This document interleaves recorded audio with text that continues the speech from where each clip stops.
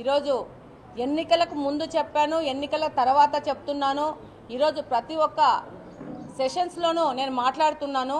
మన రాష్ట్రంలో ఈ మాదక ద్రవ్యాల వలన యువత ఎంత నష్టపోతూ ఉంది, అది ఏ ఏ రూపాల్లో వస్తూ ఉంది అనేది శాసనసభ సాక్షిగా ప్రభుత్వం దృష్టికి తీసుకుపోతున్నాను. దాని మీద పోరాటంలో ఏ విధంగా ఎన్నికల ముందు వాగ్దానం చేస్తున్నామో ఆ విధంగానే పని చేస్తున్నాము.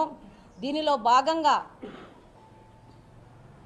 కలెక్టర్ గారిని కలవడం జరిగింది, లోకల్గా కడపలో ఎస్పీ గారిని కలవడం జరిగింది. ఆ రోజు మహిళలు వచ్చేసి ఈ యొక్క పెయిన్ కిల్లర్స్ వల్ల మా పిల్లోళ్ళు ఇబ్బంది పడుతున్నారు, వాళ్ళ వల్ల మా కుటుంబాలు అతలాకుతలం అవుతున్నాయి, మమ్మల్ని పిల్లోళ్ళు వచ్చేసి ఈ యొక్క డ్రగ్స్ యొక్క ప్రలోభం వల్ల వాళ్ళు ఇంట్లో పేరెంట్స్ని కొట్టడం కానీ, దొంగతనాలు చేయడం కానీ, క్రైమ్ చేయడం కానీ జరుగుతూ ఉంది అని చెప్తే దాన్ని ఎస్పీ గారి దృష్టికి తీసుకుపోయి కంప్లైంట్ ఇవ్వడం జరిగింది.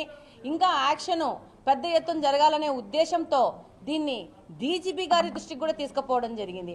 అంతకుముందు నా ద్వారకా తిరుమలరావు గారి దృష్టికి తీసుకుపోవడం చెప్పి ఇప్పుడు కొత్త డీజీపీ గారి దృష్టికి తీసుకుపోవడం జరిగింది. నార్కోటిక్స్ కోసం స్పెషల్గా ఒక వింగ్ తయారు చేసేసి ఈగల్ టీం పెట్టారు రవికుమార్ గారు. ఆయన దగ్గరికి కూడా పోయి ఈ విషయాన్ని పర్సనల్గా చర్చించడం జరిగింది. అలానే కాకుండా అసెంబ్లీ సెషన్స్లో కూడా ప్రతి ఒక్కరూ దీని గురించి తెలియచేయాలనే ఉద్దేశంతో దాదాపు ఇప్పటికీ ప్రతి ఒక్క అసెంబ్లీ సెషన్లో నాకు అవకాశం వచ్చినప్పుడల్లా ఈ యొక్క యువత ఏ విధంగా వాళ్ళ భవిష్యత్తును పాడు లేపుకుంటున్నారు, దీని మీద పెద్ద ఎత్తున యాక్షన్ తీసుకోవాలని చెప్పేసి నా యొక్క గళాన్ని వినిపించడం జరిగింది. అందులో ఈరోజు ముఖ్యమంత్రి చంద్రబాబు నాయుడు గారు అందులో భాగంగానే అత్యంత కట్టుదిట్ట చర్యలు చేయడం మొదలుపెట్టారు. దానిలో భాగంగా ఈగల్ టీం అని చెప్పేసి ప్రత్యేక విభాగాన్ని తెరిచి ప్రారంభించి దాని ద్వారా ఈ మధ్య మీ అందరు మీడియా ప్రతినిధులు ప్రసారం చేశారు, రాష్ట్రం మొత్తము మెడికల్ షాప్స్ మీద దాడులు జరిగాయని. ఈ విధంగా పెయిన్ కిల్లర్స్ని అన్ఆథరైజ్డ్గా ఏ విధమైన ప్రిస్క్రిప్షన్ లేకుండా ఈ మెడికల్ షాప్స్ వాళ్ళు ఒక లాభం కోసం యువతను రాష్ట్రాన్ని పాడు లేపే కార్యక్రమంలో యొక్క దుర్మార్గులు యాంటీ సోషల్ ఎలిమెంట్స్ అనొచ్చు. గన్ను పెట్టి కాలిస్తే ఒకరోజు ఒక వ్యక్తి వెళ్ళిపోతాడు. కానీ ఈ యొక్క విధమైన కార్యక్రమాల వల్ల వాళ్ళ స్వార్థాల వల్ల డబ్బు అవినీతితో సంపాదిద్దన్న ఉద్దేశంతో ఈ విధమైన ప్రాక్టీస్ను పిల్లలకు పరిచయం చేసి పెద్ద ఎత్తున రాష్ట్రానికి, రాష్ట్ర భవిష్యత్తుకు, రాష్ట్ర ఉత్పాదనకు, అభివృద్ధికి తోడ్పడాల్సిన యువతను పెద్ద ఎత్తున వీళ్ళు ప్రమాదకర మార్గంలోకి తోస్తూ ఉంటారు. దీని మీద ప్రతి ఒక్కరూ స్పందించాల్సిన అవసరం ఉంది. కాబట్టే దీన్ని ఇన్నిసార్లు అసెంబ్లీ దృష్టికి తీసుకుపోవడము, పెద్దల దృష్టికి తీసుకుపోవడము, అందులో భాగంగానే ఈ యొక్క రైట్స్ జరగడము. ఇక్కడి నుంచి ముందుకు కూడా డెఫినెట్గా పెద్ద ఎత్తున పోరాటం జరుగుతుంది. మన వంతు, మన ప్రయత్నము, మన కష్టం మనం పడాలా, రిజల్ట్ దానికంతా అదా వస్తుంది. యువతకు మంచి భవిష్యత్తు ఇస్తే రాష్ట్రం ఆటోమేటిక్గా అభివృద్ధి చెందుతుందని ఒక గట్టి నమ్మకంతో పనిచేస్తున్నాము. అందులో భాగంగానే ఈ రైళ్లు జరిగాయి. దాంతో పాటి రాట్వా, ఎవరికైనా రాట్వా అంటే ఏదైనా తెలుసా? రాక్వా అంటే ఎవరికైనా తెలుసా? Refrigerators and AC association welfare వాళ్ళు ఇంతవరకు వాళ్ళని కార్మిక శాఖలో చేర్చాల. పెద్ద ఎత్తున మెకానిక్స్, ఎలక్ట్రీషియన్స్ వీళ్ళందరూ ఇబ్బంది పడతా ఉన్నారు. వాళ్ళని చేర్చకపోవడం వల్ల ఏం జరుగుతూ ఉందంటున్నారు, వాళ్ళకి రావాల్సిన గవర్నమెంట్ నుంచి రావాల్సిన బెనిఫిట్స్ కానీ, ఆసరా పథకం నుంచి రావాల్సిన వాళ్ళకు స్కీమ్స్ కానీ వాళ్ళకి అందటం లేదు. దీని మీద ఇక్కడ కడప నుంచి వాళ్ళ ప్రతినిధులు వచ్చి నన్ను కలవడం జరిగింది. అందులో భాగంగా ఈరోజు అసెంబ్లీలో హౌస్లో మాట్లాడడం జరిగింది. వాళ్ళని కార్మిక శాఖలో వాళ్లకు చేర్చాలని చెప్పడం జరిగింది. అందుకు మంత్రి గారు తక్షణమే స్పందించి నేను మాట్లాడిన 2వ రోజు 3వ రోజుకి ఇక్కడికి అధికారులను పంపించడం జరిగింది. వాళ్ళ దగ్గర నుంచి చక్కగా తయారు చేసుకొని వాళ్ళ దగ్గర నుంచి ఇన్పుట్స్ తీసుకొని ఒక నివేదిక తయారు చేసుకొని కార్మిక శాఖకు మళ్ళా సబ్మిట్ చేయడం జరిగింది.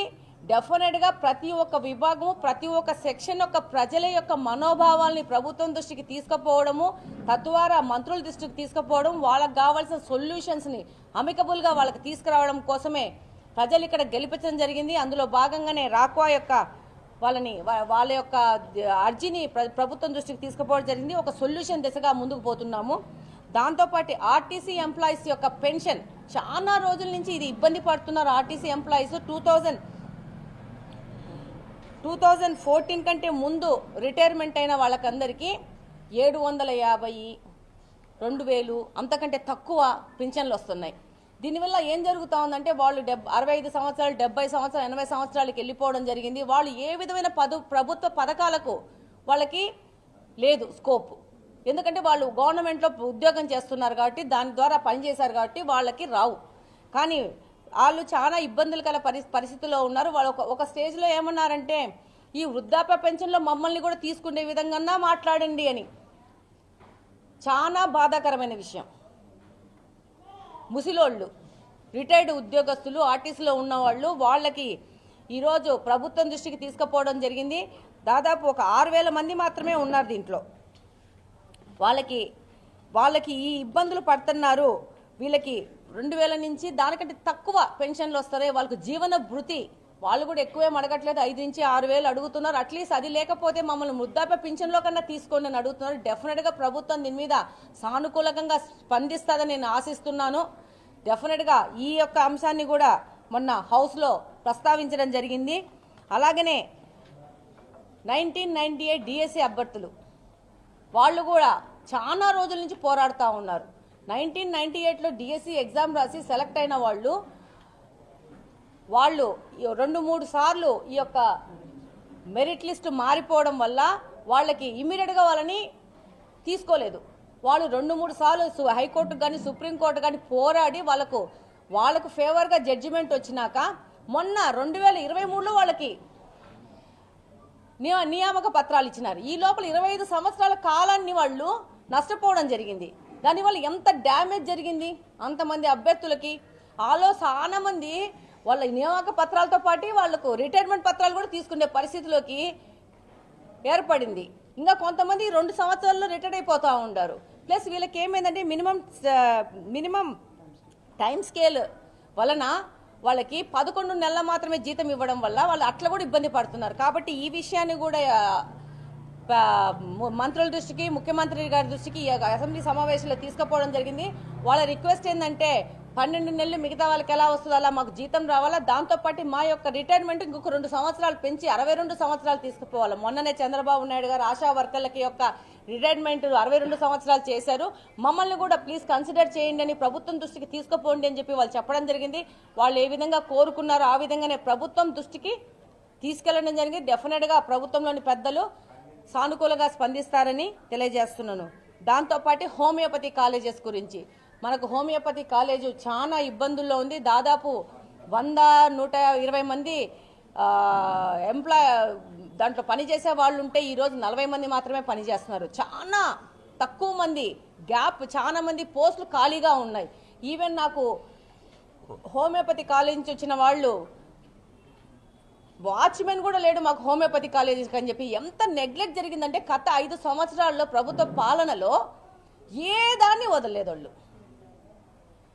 మనము ఇక్కడి నుంచి 2 మెట్లు పైకి ఎక్కాలా, తర్వాత 4 మెట్లు పైకి ఎట్లా అభివృద్ధి అలా వెళ్ళాలా. వీళ్ళేం చేసినారు, 4 మెట్లు ఉన్నదాన్ని ఒక్కొక్క మెట్టు దించుకుంటూ వచ్చేసేసి ప్రతి ఒక్కదాన్ని ఈరోజు మళ్ళీ దాన్ని హెల్త్ మినిస్టర్ సత్యకుమార్ వారి దృష్టికి తీసుకుపోవడం జరిగింది. డెఫినెట్గా దగ్గరలో రిక్రూట్మెంట్స్ జరుగుతున్నాయి. ఈ యొక్క చిన్న చిన్న మౌలిక వసతుల కల్పనలో ఉన్న ప్రాబ్లమ్స్ కూడా సాల్వ్ చేసి డెఫినెట్గా హోమియోపతి కాలేజ్ని ముందుకు తీసుకెళ్తాము, దాన్ని పర్ఫెక్ట్ మోడల్లో ముందుకు తీసుకెళ్తామని చెప్పి ఆయన మనం అడిగిన ప్రశ్నకు సమాధానం కూడా ఇవ్వడం జరిగింది. దాంతోపాటు నిధులు కూడా కేటాయించినారు రిమ్స్ హాస్పిటల్లో. దాని మీద కూడా పరిశీలించేసి త్వరితగతిన ముందుకు వస్తారని చెప్పారు. ఇప్పుడు ఒక 4 కోట్ల 5 కోట్ల నిధులు కూడా శాంక్షన్ చేసేసాము, ముందుకెళ్తామని చెప్పి మినిస్టర్ గారు చెప్పారు. దాంతోపాటు మహిళల భద్రత గురించి కూడా మాట్లాడడం జరిగింది. మేము దాంట్లో చెప్పాము, మహిళల భద్రత మహిళలు కూడా తీసుకోవాల్సిన అవసరం ఉంది. ఎవరికేం భయపడాల్సిన అవసరం లేదు. 2024లో ఉన్నాము. మహిళలు అనేవాళ్ళు మల్టీ టాస్కర్స్, మగవాళ్ళతో పాటు ఈక్వల్గా ఉద్యోగాలు చేస్తున్నారు, వ్యాపారాలు చేస్తున్నారు. ఈరోజు మీరు గమనిస్తే సునీత విలియం గారు స్పేస్కి వెళ్ళేసి చక్కగా వచ్చారు. ఎవరన్నా మగవాళ్ళు వెళ్ళారా? అన్ని రోజులు ఉన్నారా? ఏమాత్రం భయపడకుండా అదే చెప్పాము. మహిళలు ఏం భయపడాల్సిన అవసరం లేదు. We're there. మీకు ఏదన్నా కష్టం వస్తే పలకడానికి, మీకు వెనక ఉండి పని చేయడానికి, మీకు తోడుగా ఉండడానికి మాలాంటి మహిళలము, ఎమ్మెల్యేలము చాలా మంది ఉన్నాము. ఏ సమస్య వచ్చినా రావచ్చు. దాంతోపాటు మీరు కూడా ధైర్యంగా ముందుకు పోవాల్సిన అవసరం ఉంది. ఈ యొక్క సిస్టంలోని డిఫెక్ట్స్ మీద పోరాడాల్సిన అవసరం ఉంది కాబట్టి మహిళల భద్రత గురించి కూడా మాట్లాడడం జరిగింది. అలాగనే ముఖ్యంగా టిడ్కో ఇల్లు దాదాపు కంప్లీషన్ స్టేజ్లో ఉండి 2019 జనవరి ఫిబ్రవరి మాసాల్లోనే కంప్లీట్ అయిపోయేసి లాటరీ వేసేసి లబ్ధిదారులకు వాళ్ళ ఇళ్ళ యొక్క నెంబర్లు కూడా కేటాయించడం జరిగింది. ఈరోజు మున్సిపల్ మినిస్టర్ నారాయణ గారే వచ్చి ఈ యొక్క లాటరీని తీయడం జరిగింది. అక్కడి నుంచి ఇక్కడి వరకు ఒక్క టిడ్కో ఇల్లు పంచలేదు. ఏంటి సమస్యలు పెండింగ్ ఉన్నాయి అని అంటే జస్ట్ డ్రైనేజు వాటర్ కనెక్షన్ ఇస్తే చాలు మనము తాళాలు ఇచ్చేయచ్చు. మొత్తం టైల్స్ అయిపోయినాయి, లోపల అన్నీ అయిపోయినాయి, డోర్లు కూడా ఫిట్ చేసి అన్నిటికీ లాక్స్ ఉన్నాయి. సో దీని మీద మనము వెంటనే ఫినిష్ చేసేసి వీటిని పూర్తి చేసేసి లబ్ధిదారులకు అందించాల్సిన అవసరం ఉంది. ఎందుకంటే 2 బెడ్రూమ్లు తీసుకున్న వాళ్ళు లోన్లు తీసుకున్నారు. ఆ లోన్ ప్రకారం బ్యాంకులకి ఆ ఇన్స్టాల్మెంట్స్ కడుతున్నారు, రెండో వైపు రెంట్లు కూడా కడుతున్నారు. 2 పక్కల వాళ్ళకి ఆర్థికంగా భారం అవుతుంది. కాబట్టి వీటిని త్వరితగతిన ఫోకస్ చేసేసి వెంటనే ఫినిష్ చేస్తే బాగుంటుంది అని చెప్పేసి కడపలోని సమస్యను మంత్రి గారి దృష్టికి తీసుకుపోయింది. వారు కూడా ముందుకు వస్తున్నారు. ఈ యొక్క లిటిల్ జాప్యానికి కారణం ఏంటంటే గత ప్రభుత్వం యొక్క తప్పిదాలు, వాళ్ళు చేసిన ఆర్థికంగా వాళ్ళు క్రమశిక్షణగా లేకపోవడం వల్ల, ప్రతి ఒక్క విభాగంలోనూ లోటు పెట్టేయడం వల్ల, డబ్బులు లేకపోవడం వల్ల ఇబ్బంది జరుగుతుంది. కానీ ఎట్లోట్ల దాన్ని ఓవర్కమ్ అయిపోయి మనము ప్రజలకి వాళ్ళకి ఇళ్ళని ఇవ్వాల్సిన అవసరం ఉంది అని చెప్పేసి చెప్పడం జరిగింది. దాని మీద మంత్రి గారు సానుకూలంగా స్పందించినారు. ఇంకా దాని మీద పని చేయడం జరుగుతుంది. తొందరలో లక్ష్మీనగర్లో ఉన్న ఇల్లులు ఫినిష్ చేసేసి లబ్ధిదారులకు అందించే విధంగా పని చేస్తామని ఈ సందర్భంగా తెలియజేస్తున్నాం.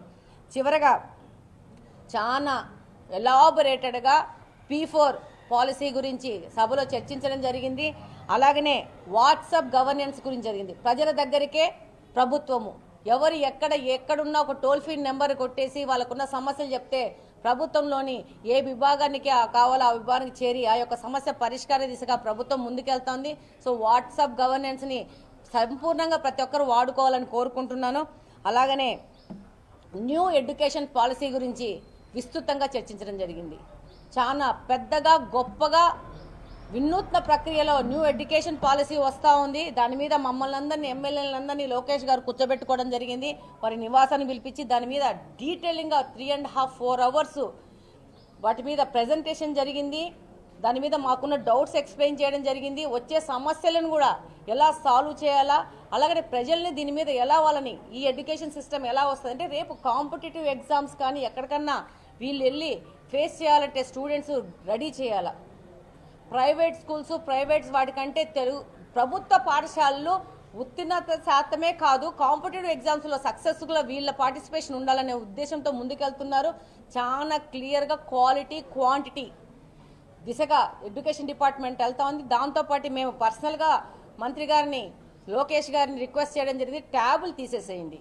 దానివల్ల పిల్లోళ్ళు, నాకు కూడా 2 పిల్లోళ్ళు ఉన్నారు, ఎక్కడెక్కడ నేను ఇబ్బంది పడేదాన్ని ఎడ్యుకేషన్లో వాళ్ళకి చదువులు చెప్తున్నప్పుడు అనేది నాకు బాగా తెలుసు. నేను అదే చెప్పాను, ట్యాబులు కానీ ఫోన్లు కానీ చేతుల్లో ఇస్తే పిల్లోళ్లకు తప్పకుండా వాళ్లకు ఒక డిస్ట్రాక్షన్ అనేది ఉంటుంది. దాన్ని తీసేయమంటే దానికి లోకేష్ గారు కూడా ఏకీభవించడం జరిగింది. ట్యాబులు తీసేసి ప్రతి ఒక్క కాలేజ్ స్కూళ్ళల్లో కంప్యూటర్ ల్యాబులు పెంచుతాము అన్నారు. చాలా అది ఎంత ఉపయోగపడిందంటే కంప్యూటర్ ల్యాబులు పెంచి అక్కడికక్కడే శిక్షణ ఇచ్చేసేసి ఒక ఎగ్జిక్యూషన్లో పిల్లలు ఈ వాడాలి వీటిని. ఇప్పుడు మా ఇంట్లో కూడా మా పిల్లలకి ఇచ్చేటప్పుడు చిన్నప్పుడు వాళ్ళ పక్కన నేను కూర్చుంటా ఉండేదాన్ని కంప్యూటర్ కానీ ఎప్పుడన్నా ఇస్తే. సో దాన్ని మళ్ళా ఎట్లా తీసుకురావాలో అట్లా తీసుకొని వస్తున్నారు. ఇది చాలా మంచి వ్యవహారము. దాంతోపాటు నేను వాళ్ళని రిక్వెస్ట్ చేసిందంటే అకాడమిక్ ఇయర్ కంటే ముందు బాగా స్కెడ్యూల్ చేసుకొని పుస్తకాలు అనేది పిల్లలకి ఇచ్చేయాలి. పుస్తకాలను లేట్ చేయకండి. ఒక అకాడమిక్ ఇయర్ స్టార్ట్ అవ్వడం కంటే 10-15 రోజుల ముందు పుస్తకాలు ఇచ్చేయాలని చెప్పేసి మంత్రి గారి దృష్టికి తీసుకుపోవడం జరిగింది. దానికి కూడా ఆయన సానుకూలంగా స్పందించడం జరిగింది. అలాగనే స్కూల్ యూనిఫామ్స్ కూడా మారుస్తున్నారు. ఎట్లా కార్పొరేట్ స్కూల్స్కు ధీటుగా వీళ్ళకి స్కూల్ యూనిఫామ్స్ ఇవ్వబోతున్నారు. అలాగనే మధ్యాహ్న భోజన పథకాన్ని కూడా ఇంకా బెటర్ చేసుకుంటా పోతారు. డెఫినెట్గా ఎడ్యుకేషన్ సెక్టార్లో వినూత్నమైన మార్పులు రాబో 4 సంవత్సరాల్లో జరగబోతున్నాయి. దానికి మేము అందరం సపోర్ట్ చేస్తూ ఉన్నాము. అట్లాగనే PM సూర్య గారు పిఎం సూర్య గారి మీద ఎలాబొరేటెడ్ డిస్కషన్ జరిగింది. ఇది చాలా ఇంపార్టెంట్. ఇది ప్రతి ఒక్కరు ఈరోజు నేను దీంట్లో మీ ప్రెస్ మీట్లో చెప్తున్నానంటే రాబో కాలంలో ఈ యొక్క కరెంటు సంబంధంగా మనకున్న ఎక్స్పెండిచర్ని తగ్గించుకోవాలంటే పిఎం సూర్య గారి ద్వారా ప్రజల దగ్గరలోకి ఈ యొక్క విద్యుత్ని తీసుకుపోతున్నారు, సోలార్ ఎనర్జీని తీసుకొని వస్తున్నారు. దాని మీద సబ్సిడీస్లు ఉన్నాయి. ప్రతి ఒక్క నియోజకవర్గంలో టార్గెట్ పెట్టారు. 10,000 ఇండ్లకి రూప్ టాప్ ఇవి వేయాలని చెప్పి ప్యానల్స్ వేయాలని చెప్పేసి డెఫినెట్గా మేము దాని మీద ఇక రాబో కాలంలో పని చేయబోతున్నాము. ఈరోజు మనం ఇన్వెస్ట్ చేసుకొని పెట్టుకుంటే ఇక రేపు 25 సంవత్సరాలు 30 సంవత్సరాల వరకు మనకు కరెంటుకు డబ్బులు పే చేయాల్సిన అవసరం ఉండదు. ఉచితంగా మనం కరెంటుని హ్యాపీగా వాడుకునే పరిస్థితి ఉంది. ఇంకా ఎక్స్ట్రా కరెంటును ప్రొడ్యూస్ చేస్తే ఎలక్ట్రిసిటీ డిపార్ట్మెంట్ రివర్స్లో కొనుక్కుంటుంది, మనకు డబ్బులు కూడా తెస్తుంది అని చెప్పి చాలా ఎలాబొరేటెడ్గా డీటెయిల్గా ముఖ్యమంత్రి గారు ఎక్స్ప్లెయిన్ చేయడం జరిగింది. మేము కూడా చెప్పాము, ఫస్ట్ మా ఇండ్ల మీదనే వేయించుకుంటాం మేము సోలార్ ప్యానెల్స్, మేము ఆదర్శంగా ముందుకెళ్తాము, మా ఇండ్ల మీద వేయించుకొని చెప్పేసి మేము కూడా ఆయనకి చెప్పడం జరిగింది. డెఫినెట్గా మీరు మీడియా కూడా సూర్య గారి ద్వారా ఎలా ప్రజలు దీని మీద ప్రయోజనాత్మకంగా ఉంటుంది, లాభం ఎలా పడతారని పెద్ద ఎత్తున తీసుకుపోవాల్సిన అవసరం ఉంది. మీలో కూడా ఎవరైనా ఇంట్రెస్ట్ ఉంటే డెఫినెట్గా సబ్సిడీ అనేది ఇప్పుడు ఉంది. ముందు ఫస్ట్ కమ్స్ ఫస్ట్ బేసిస్ మీద రేపు ఈ సబ్సిడీ తగ్గించే అవసరం, ఎక్కువ మంది వెళ్ళిపోయాక తగ్గించే అవకాశం ఉంది. కాబట్టి తొందరపడండి. భారతదేశంలో మొత్తం మీద ఆంధ్రప్రదేశ్ దీని యొక్క అడ్వాంటేజ్ తీసుకోవాలా, దాంట్లో ప్రథమ స్థానంలో ఉండాలని చెప్పేసి మన ముఖ్యమంత్రి గారు ఒక పిలుపునివ్వడం జరిగింది. ఎవరున్నా మన నియోజకవర్గంలో ముందుకొస్తే దానికి సంబంధించిన కార్యక్రమాలు ముందుకు పోవడం జరుగుతుంది. వాళ్ళకి ఇక్కడ రాజకీయంగా ఇక్కడ ప్రతినిధులం కాబట్టి వాళ్ళకి ఆ విధంగా హెల్ప్ చేయడానికి కూడా ముందుకెళ్తామని తెలియజేస్తున్నాను. అలాగనే చివరిగా కడప నగరానికి ఏ విధంగా గెలిపిస్తే మేము సమస్యల మీద పోరాడతాము, నీటి సమస్య డ్రైనేజ్ సమస్య మీద పోరాడతామని చెప్పాము. ఆ విధంగానే గెలిచిన రోజు నుంచి ఏ విధమైన అవకాశం తీసుకోకుండా ముందుకెళ్ళి పనిచేస్తున్నాం. అందులో భాగంగా ప్రతి ఒక్క వారానికి 2 రోజులు మన కడప స్వచ్ఛ కడప అని చెప్పేసి ప్రోగ్రాం, మా సొంత ప్రోగ్రాం కడప నియోజకవర్గానికి సంబంధించిన ప్రోగ్రాంతో ముందుకెళ్తున్నాం. అందులో భాగంగా ప్రతి ఒక్క డివిజన్లో వారానికి 2 డివిజన్లు మేమే సొంతంగా 6 గంటల నుంచి 10 గంటల వరకు తిరిగి అక్కడ ఉన్న సమస్యలు తెలుసుకొని అప్పటికప్పుడు అధికారులతో ఆ సమస్యల పరిష్కార దిశగా వాళ్ళని ముందుకు ప్రోత్సహించి ముందుకు తీసుకెళ్లి మళ్ళీ 3-4 రోజుల్లో ఆ సమస్యలు పరిష్కరించారా లేదని రివర్స్ మనము ఫీడ్బ్యాక్ కూడా తీసుకొని సమస్య పరిష్కరించలేని ప్రాబ్లమ్స్ ఎందుకు పరిష్కరించలేకపోయినామని చెప్పేసి మళ్ళీ రివ్యూ చేసి వాటిని ఎలా పరిష్కరించాలనేది ముందుకెళ్తున్నాము. అలానే కాకుండా మనం ఎలక్షన్స్లో చెప్పినాము షామిరియా బ్రిడ్జ్, లా కాలేజ్ బ్రిడ్జ్ మేము వేస్తాము అని చెప్పాను. అది మా వాగ్దానము. దానికి ఈ రోజు కూడా కట్టుబడే ఉన్నాము. దాంట్లో ఈ డిలే జరగడానికి కారణం ఏంది అని అంటే గత ప్రభుత్వంలోని పాలకులు టెంకాయలు కొట్టారే కానీ దాన్ని ఏంటి దాంట్లో వర్క్ ప్రోగ్రెస్ ఎంత ఉందనేది ఏమీ గమనించాల. మేము కూడా టెండర్లు అయిపోయినాయి కదా, అగ్రిమెంట్లు అయిపోయినాయి కదా, వెంటనే మనం పనులు మొదలు పెట్టేస్తాం కదా అన్న ఉద్దేశంతో మేము కూడా చాలా ఉత్సాహంగా పోయాం. పోయి చూస్తే 0 వర్క్. గవర్నమెంట్ పాలసీ ప్రకారం 25%కే తక్కువ ఎగ్జిక్యూట్ అయిన వర్కులన్నీ క్యాన్సిల్ చేయమన్నారు. అందులో ఇది కూడా ఉంది. ఈరోజు మనము ఈ యొక్క షామిరియా బ్రిడ్జ్, లా కాలేజ్ బ్రిడ్జ్ పూర్తి చేస్తామన్నాం, దానికి కట్టుబడి ఉన్నామని మళ్ళొకసారి చెప్తున్నాం. అందులో భాగంగానే గెలిచిన నాటి నుంచి ఈ యొక్క ఇది ఒక విషయము తెలిసినాక మళ్ళా కొత్త ప్రపోజల్స్ పెట్టి కొత్తగా మళ్ళా ముఖ్యమంత్రి గారి దగ్గర నుంచి పర్మిషన్ తీసుకొని ప్రతి ఒక్క డిపార్ట్మెంట్, ఫైనాన్స్ డిపార్ట్మెంట్, అన్ని డిపార్ట్మెంట్లో నుంచి ముందుకు తీసుకొని వచ్చేసేసి రెవెన్యూ డిపార్ట్మెంట్ అందరి దగ్గర నుంచి మళ్ళా తీసుకొని వచ్చి మళ్ళీ ముఖ్యమంత్రి గారి దగ్గరకు వచ్చేసింది. ఫైల్ రౌండ్ తిరిగేసేసి దగ్గరలో ఆ యొక్క 2 కార్యక్రమాల మీద క్లియరెన్స్ వచ్చేస్తుంది, టెండర్లు జరుగుతాయి. వాటిని పూర్తి చేసి అవి శ్రీనివాస్ రెడ్డి గారి యొక్క ప్రామిస్ దాన్ని నిలబెట్టడం అయితే జరిగి తీరుతుంది. అందులో వెనక్కి పోయేది లేదు. అది జరిపి తీరి కడప ప్రజలకు మా యొక్క నిబద్ధత ఏదో ప్రూవ్ చేసుకుంటాం.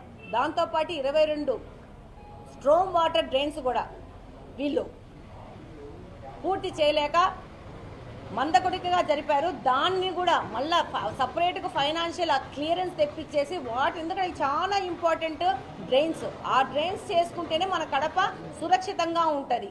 కాబట్టి దాని మీద కూడా అంతే కట్టుబడి ఉన్నాం. ఆ డ్రైన్స్ను కూడా ప్రాపర్గా తీసుకుపోతున్నాము.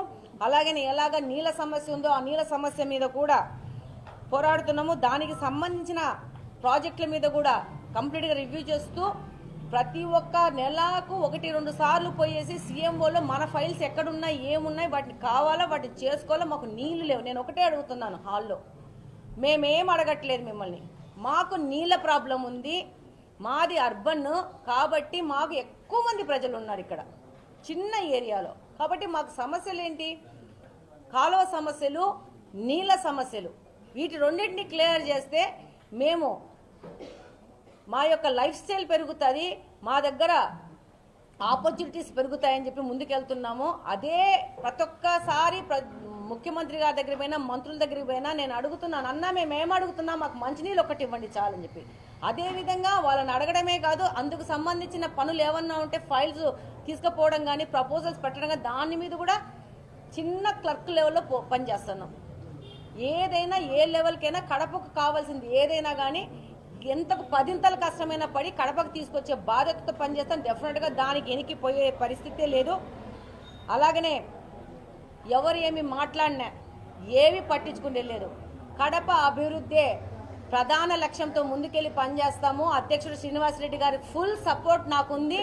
ఆయన నా భర్త అవడం వల్లనో, అధ్యక్షులు అవడం వల్లనో, పోలిట్ బ్యూరో మెంబర్ అవడం వల్లనో కంప్లీట్గా ఈ సిస్టమ్ ఎలా రన్ చేయాలో, ఎక్కడెక్కడి నుంచి పోవాలనే దాని మీద కంప్లీట్గా శ్రీనివాసరెడ్డి గారి యొక్క సపోర్ట్ నాకుంది. కాబట్టి ఇంత తొందరగా ముందుకెళ్తున్నాము, ప్రతి ఒక్క చోట సాల్వ్ చేసుకుంటే సమస్యలు ముందుకెళ్తున్నాము. అలానే కడపని ఒక ఫేస్ లిఫ్ట్ చేసేసి ప్రజలకు తీసుకొచ్చే బాధ్యతతో పనిచేస్తామని ఈ సందర్భంగా తెలియజేస్తున్నాను. Thank you very much. Mayor గారు అవినీతి చేశారు, ఆయన మీద చేయాల్సిన చర్యలు డెఫినెట్గా తీసుకోబడతాయి. ఆయనే కాదు, రాష్ట్రంలో గత 5 సంవత్సరాల నుంచి చాలా మంది అధికారం ఉంది, మేమే రేపు 50 సంవత్సరాల వరకు పరిపాలనలో ఉంటామని చెప్పేసి అడ్డు అదుపు లేకుండా, లెక్క జమ లేకుండా రేపు మనం ఆన్సర్ ఇచ్చుకునే పరిస్థితి ఉంటుందని ఆలోచన వాళ్ళ బుర్రల్లో రాలేదు. గత ప్రభుత్వంలోని పాలకులకు ఎవరికైనా కానీ అపరితమైన అవినీతి చేశారు. వాళ్ళందరూ లెక్కకు లెక్క ఆన్సర్ ఇవ్వాల్సిందే. ఇంకొకటి చెప్తాను, వీళ్ళు దోచుకున్న డబ్బులు కూడా వెనక్కి తీసుకొని జప్తు చేసుకోవాల్సిందే. నేను ఒకటే చెప్తున్నాను, కడపలో కూడా చాలా మంది ల్యాండ్ కబ్జాలు చేసుకున్న ల్యాండ్ కబ్జా చేసుకున్నాం, నెక్స్ట్ 20 సంవత్సరాలకు సరిపడా మా ముని మనవాళ్ళు కూడా బతికేంత సంపాదించుకున్నామని వర్డ్స్ కొన్ని వాడకూడదు. బలంగా నమ్మి అహంకారంతో ముందుకు పోయిన వాళ్ళందరూ వాళ్ళు సంపాదించుకోండి, చేసిన అవినీతి కూడా కక్కిచ్చేది జరుగుతుంది. డెఫినెట్గా నీతిగా నిజాయితీగా సంపాదించుకోండి.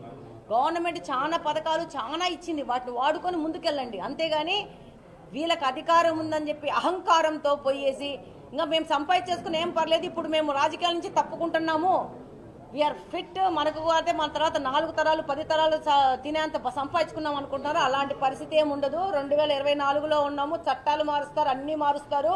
దోచుకున్న వాళ్ళ దగ్గర దాచుకున్నదంతా మట్టంగా గల్లాపెట్ట తెరిచి తీసుకొచ్చుకొనేసి మళ్ళీ ప్రభుత్వానికి అప్పగించడం జరుగుతుంది. కాబట్టి అవినీతిని కొంచెం తగ్గించుకుంటే మంచిది అని నేను ప్రతి ఒక్కరికి పిలుపునిస్తూ ఉంటాను. డెఫినెట్గా మేయర్ గారు చేసిన తప్పుడికి మేయర్ గారు సమాధానం ఇచ్చుకోవాలా. దానికి సంబంధించిన తప్పు చేస్తే దానికి సంబంధించిన శిక్ష కూడా మేయర్ గారికి పడుతుంది.